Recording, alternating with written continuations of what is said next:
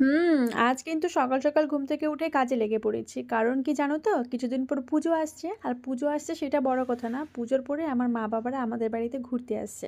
তার জন্যই আজকে বাড়িঘরটা ক্লিন করতে লেগে পড়েছি। ১ম এই চলে এসেছি ডাইনিং এরিয়াটাকে ভালো করে ক্লিন করব। আর তারপরে বাড়ির সমস্ত কার্টেনগুলোকে ভালো দিন দেখে ধুয়ে নিব।